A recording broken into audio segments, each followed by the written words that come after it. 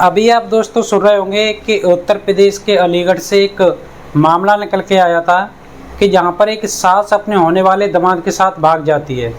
जिसको उसका अपनी सास बनना था वो उसकी पत्नी बन जाती है और खुद वो अपनी बेटी की सौतन बन के अपनी बेटी का होने वाले पति को ही छीन लेती है। लेकिन यहाँ एक सास भाग के जाती है और एक ऐसा ही मामला निकल के आता है उत्तर प्रदेश के अम्बेडकर नगर से।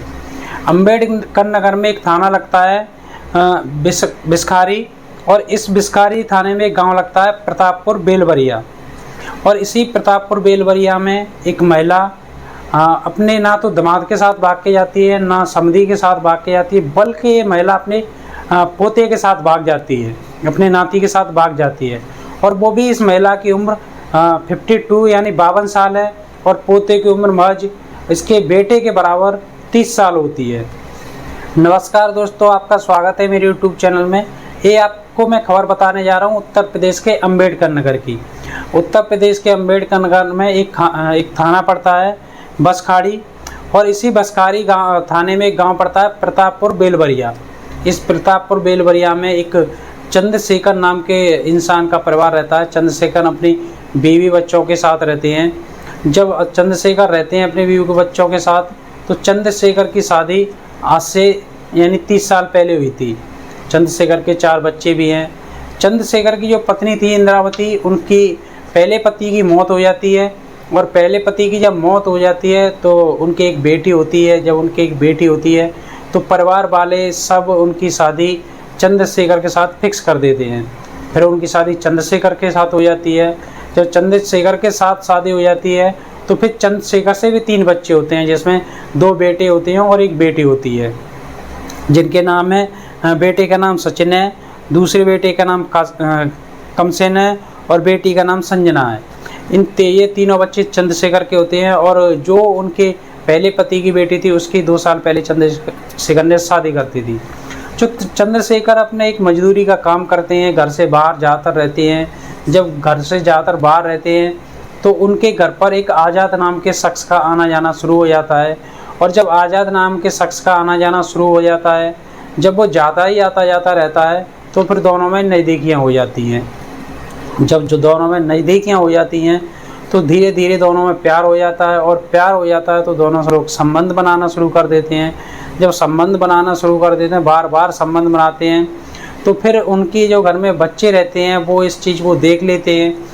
जब बच्चे इस चीज़ को देख लेते हैं तो जो आज़ाद था वो और इंद्रावती दोनों लोग मिलकर चंद्रशेखर को और चंद्रशेखर के दोनों बेटे और बेटी को रास्ते से हटाने का प्लान बना लेते हैं। जब रास्ते से हटाने का प्लान बनाते हैं तो उसी टाइम चंद्रशेखर की आंख में थोड़ी चोट लग जाती है, और चोट लगने की वजह से चंद्रशेखर 4 दिन के लिए घर से बाहर चला जाता है।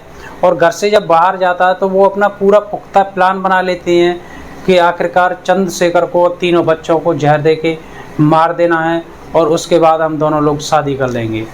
जब ये प्लान बना लेते हैं तो फिर चंद्रशेखर 4 दिन के लिए जब घर पर वापस आता है, तो 4 दिन बाद जब घर पर वापस आता है तो एक दिन इंद्रावती और आज़ाद दोनों आपस में फ़ोन पर बात कर रहे थे, और ये बात चंद्रशेखर सारी बात उनकी सुन लेता है।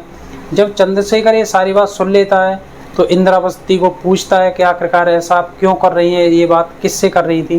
जो चंद्रशेखर से इंद्रावती झगड़ा करने लगती है। जब झगड़ा करने लगती है तो झगड़ा दोनों में बढ़ जाता है। झगड़ा बढ़ने के बाद चंद्रशेखर और आज़ाद यानी मंगलवार को, आज से 4 दिन पहले मंगलवार को आज़ाद और इंद्रावती, एक उन्हीं के गांव में मंदिर पड़ता है, महात्मा गोविंद साहिब सिद्धपीठ मंदिर होता है, उसमें मंगलवार को शाम को 3 बजे दोनों शादी कर लेते हैं और घर से फरार हो जाते हैं। जब घर से फरार हो जाते हैं तो उनकी थोड़ी खोजबीन की जाती है। चंद्रशेखर थाने में तहरीर देते हैं तो पता लगता है कि आज़ाद अपने दोस्त के साथ, जो उसका दोस्त हरियाणा के रोहतक में रह के नौकरी करता है, उसके साथ चला जाता है। जब इस बात की पता गांव में चलती है, जब सारे गांव वाले देखते हैं, तो दलित समाज के लोग इन दोनों का बहिष्कार कर देते हैं अपने समाज से। ना इनको अपने समाज में रखेंगे और ना आने देंगे, इनसे कोई ना लेना, ना इनके साथ इनके पास जाएंगे, ना इनको अपने पास आने देंगे। दलित समाज से बहिष्कार कर देते हैं इन लोगों का। और चंद्रशेखर भी अपनी पत्नी को मरा हुआ समझ के बोलता है कि मैं इसकी जीते जी तेरहवीं करूँगा, पिंडदान भी करूँगा, सब कुछ करूँगा, लेकिन अपने जीवन काल में इसे कभी अपनाऊंगा नहीं।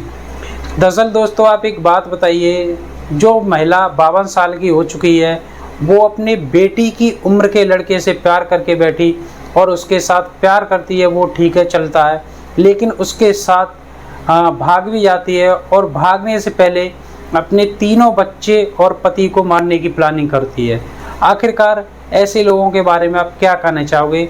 अगर मेरी वीडियो आपको अच्छी लगी हो तो वीडियो को लाइक करना, शेयर करना और चैनल पर नए हो तो सब्सक्राइब करके बेल आइकन को ज़रूर दबाना। धन्यवाद।